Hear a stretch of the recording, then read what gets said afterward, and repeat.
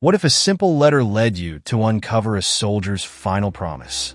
Watch as one history student's discovery reveals a love story frozen in time. And what was inside the hidden box will move you to tears.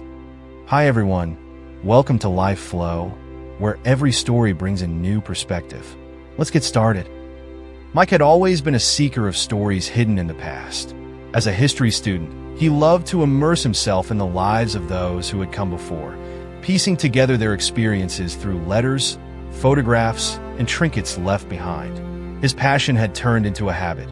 He spent his weekends exploring antique shops, flea markets, and estate sales, hoping to uncover something forgotten but significant. One drizzly Saturday, while wandering through an old shop that smelled of worn books and dust, Mike's eyes fell upon a small, unassuming box on a crowded shelf. It was made of polished wood, slightly worn with age, but the detail that caught his attention was the envelope it contained. Unlike the random knickknacks strewn around, the envelope looked purposefully kept, still sealed after all these years. The cursive writing on it was faded, but Mike could make out the name Florence on the front. His curiosity was immediately piqued. "How much for this?" Mike asked the elderly shopkeeper, holding up the box. The shopkeeper shrugged, clearly unaware of the letter's potential significance. $5 if it interests you." Mike purchased it without hesitation, his heart already racing. It wasn't just another piece of history. It felt different, as if it were meant for him to find. The anticipation built throughout the day, and when he got home that evening, he finally sat down at his desk, staring at the sealed letter under the dim glow of his desk lamp. His hands trembled slightly as he peeled away the brittle seal. He felt a strange pull, an inexplicable sense of destiny, as if the past was calling out to him. His heart pounded in his chest as he unfolded the letter, and he read the words that had been hidden for so long. "My dearest Florence, if you are reading this, I fear I may not return from the war. The front is brutal, and every day I am reminded of how fragile life is. I have written you many letters, but this one is different. I am writing it with both hope and fear. Hope that we will be together again, and fear that fate may take that away from us. I wanted to leave you something that might bring us together, even if I cannot. Before I left, I buried something in our secret place. It is not just a treasure, it's a promise, one I hope to fulfill upon my return. If I don't make it back, know that it is still there, waiting for you, just as I will be. I can't say where exactly, but you will know where to find it. Yours always, James." The letter was brief, but every word was laden with emotion. Mike's pulse quickened with each sentence. "Our secret place," James had written. Somewhere, there was something James had left behind for Florence. A buried treasure, a promise from a soldier who had feared he wouldn't survive the war. But what was it, and where was it buried? Mike couldn't shake the feeling that this was more than a letter from the past. It was a mystery waiting to be solved, a forgotten promise waiting to be fulfilled. The idea that James' treasure might still be hidden somewhere, decades later, filled him with a deep sense of purpose. He knew he had to find Florence. After some research, Mike managed to track down someone connected to the letter, Sarah, Florence's daughter, who still lived in the very house James and Florence had shared. When Mike called her and mentioned the letter, her voice cracked with emotion. "That's my father," she said softly. "James. He died before I was born. My mother never knew she was pregnant when he left for the war." Mike's breath caught in his throat. Florence hadn't even known she was carrying James' child when he left for the front. Sarah explained that her mother had intended to tell him once he returned, but that day never came. "She always said he was her only love," Sarah continued. "She kept every letter he sent, even though he never came home. I've lived here my whole life, and now you've found this. I never heard about any secret treasure." Mike explained what James had written, the buried box, the secret place, and the treasure he had left for Florence.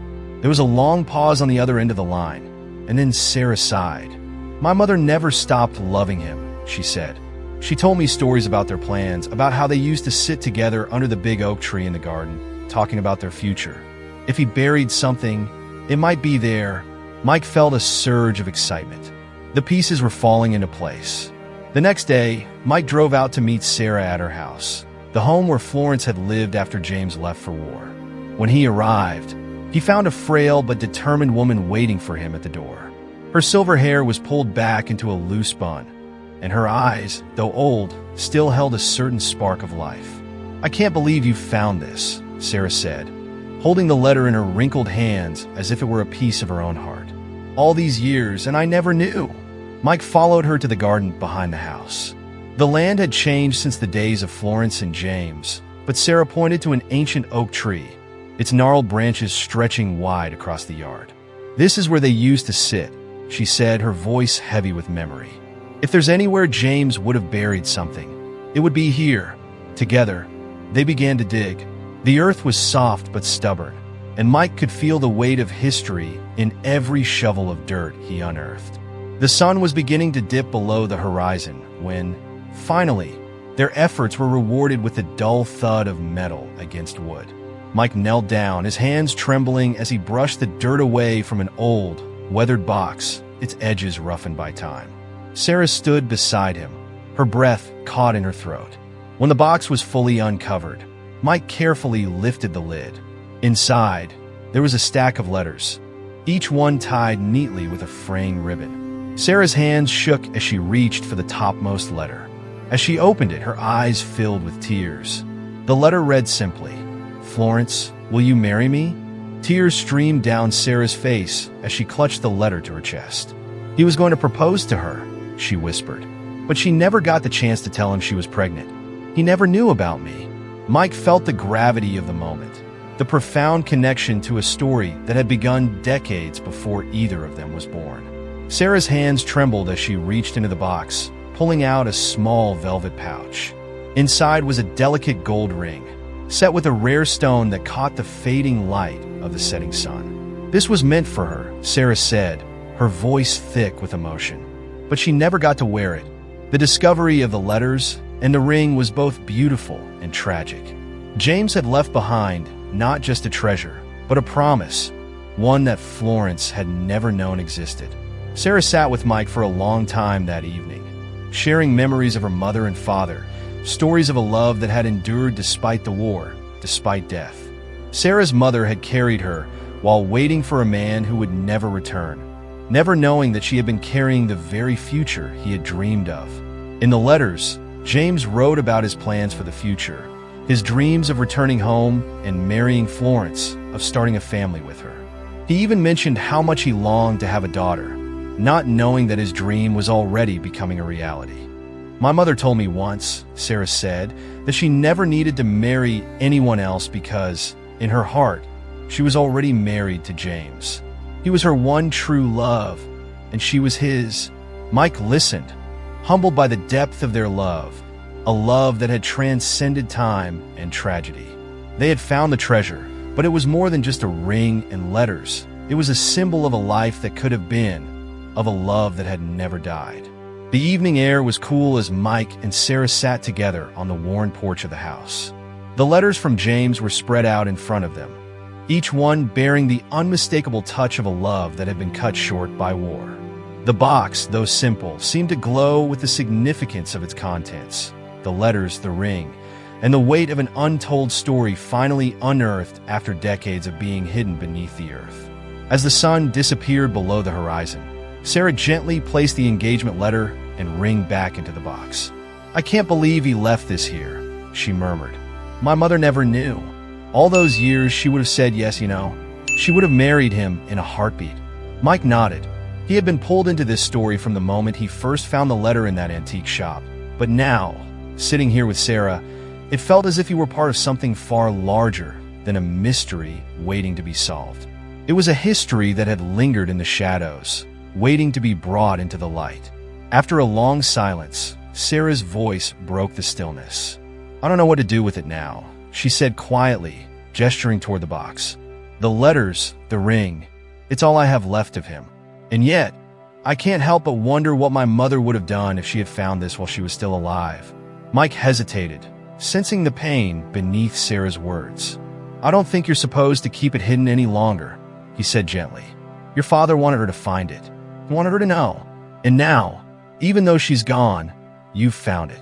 Maybe that's the closure she and you both needed. Sarah looked down at the box, her expression softened by time and the weight of years gone by. Maybe you're right, she said with a sigh. Maybe this was meant to be found now, not then. In the days that followed, the story of James and Florence spread quickly through their small community. Mike had mentioned the discovery to a friend, and soon enough, word of the hidden letters and the ring had found its way to a local journalist. The story gained traction, not just for its romantic and tragic nature, but because it touched on something timeless, the enduring power of love, even across generations. Before long, the tale of James' buried treasure and his promise to Florence reached far beyond their town. It became a symbol of lost love, of promises kept even after death, and of the unexpected ways that history could resurface to bring healing. People from across the country were moved by the story, and as it spread, more and more began reaching out to Sarah. One day, Sarah received a call from a man who had read about her father's letters and the ring. He ran an auction house specializing in rare and historical artifacts, and he wanted to purchase the ring at a price that could solve all of Sarah's financial problems in one fell swoop. At first, Sarah didn't respond. She held the phone tightly, staring at the delicate ring in its velvet pouch. The offer was generous, far more than she had ever expected the ring could be worth. For a moment, she thought this might be the answer to a problem she hadn't mentioned to Mike yet. Sarah had been struggling financially for years. Maintaining the house on her own had become a heavy burden, and though it was the home she had grown up in, the place where her parents had lived and loved, she could no longer afford to keep it. Bills were piling up, and she was on the verge of losing the house altogether. The weight of that realization came crashing down on her as she ended the call, staring down at the engagement ring in her hands.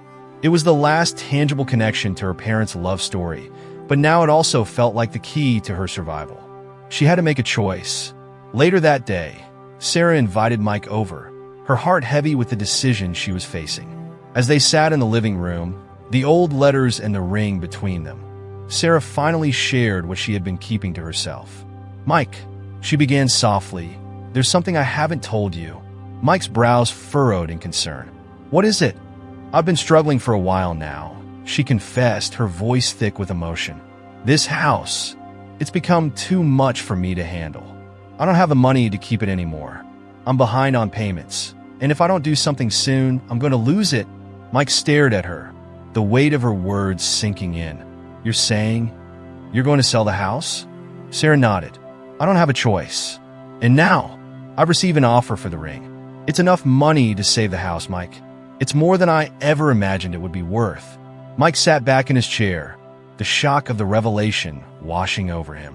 He hadn't known how much Sarah had been struggling, but now everything made sense. The house, the letters, the ring. They were all pieces of her past, but the weight of maintaining them had become too much for her to bear. And now, she was considering selling the one thing her father had left behind to save herself. "But Sarah," Mike said slowly, "that ring, it's part of your parents' story. It's part of their love. Do you really want to sell it?" Sarah looked down, her eyes filling with tears. "I don't want to, Mike, but I don't know what else to do." Mike was quiet for a long moment, his mind racing. He knew how much the ring meant to her, and he couldn't stand the thought of her having to part with it just to save the house. And then, an idea struck him. "You don't have to sell the ring," he said suddenly, his voice filled with determination. "There's another way." Sarah looked up at him, confused. "What do you mean?" "I'm going to help you," Mike said firmly. "I'll start a fundraiser. We'll share your story, your father's story, and we'll get the community, the people who've been touched by this, to help. You don't have to sell the ring, Sarah. We can raise the money another way." Sarah blinked, stunned by Mike's suggestion. "A fundraiser? Do you really think that would work?" Mike nodded, his conviction growing stronger. "Your parents' love story has already touched so many people. We can use that to raise awareness. People will want to help. You don't have to do this alone, Sarah." Mike wasted no time. He threw himself into the project, creating a campaign online that told the story of James and Florence. The letters, the ring, and the love that had endured across decades, even after James' death. He shared the part that Sarah hadn't been able to, about her financial struggles, and how the family home was in jeopardy. Within days, the campaign began to spread. People were moved not just by the romance of the story, but by Sarah's situation. Strangers, touched by the enduring love between James and Florence, started donating. Soon, the local news picked up the story, followed by national outlets, and the donations began to pour in. What had started as a small, personal plea for help quickly snowballed into something much larger. The story resonated with people everywhere: lovers, veterans, families who had experienced loss. Each person saw a part of themselves in Sarah's story, and they gave what they could to help. Within a few weeks, Mike and Sarah were astonished by the results. The fundraiser had exceeded all expectations, raising more than enough money to save the house and ensure that Sarah could live comfortably for the rest of her days. Sarah sat with Mike in the kitchen, staring at the total on her laptop screen with tears in her eyes. "I can't believe this," she whispered. "I never thought so many people would care. I thought I'd have to sell the ring, but now—" "You don't have to," Mike said gently. "You can keep the ring. Your parents' love, their story. It belongs with you." Sarah wiped her eyes, her voice trembling with gratitude. "Thank you, Mike. I don't know how to thank you for this." "You don't have to," Mike replied. "This was their story, Sarah. I just helped it reach the right people." With the money raised and her home secure, Sarah made one final decision. She and Mike returned to the old oak tree where they had unearthed the box, this time carrying the ring and the original engagement letter. Together, they dug a small hole beneath the roots of the tree, just deep enough to hold the ring and the letter. "This is where it belongs," Sarah said softly, her hands shaking as she placed the items back into the earth. "My father's promise. My mother's love. This is the closest they'll ever get to being together." Mike helped her cover the hole, and when they were done, they stood in silence, the weight of history resting between them. It wasn't just a burial of the ring. It was a symbolic gesture, a way of honoring the love story that had begun decades before and had only now reached its conclusion. For Mike and Sarah, this was more than just the end of a mystery. It was a way to close the chapter on a story that had been waiting to be told. The soldier's fortune had been found, but it was never about the material treasure. It was about the love that had lasted across time, through war and separation, and had finally found peace beneath the oak tree that had witnessed it all. As they walked back to the house, Mike glanced at Sarah, seeing the peace in her expression that hadn't been there before. "I'm glad we found it," he said quietly.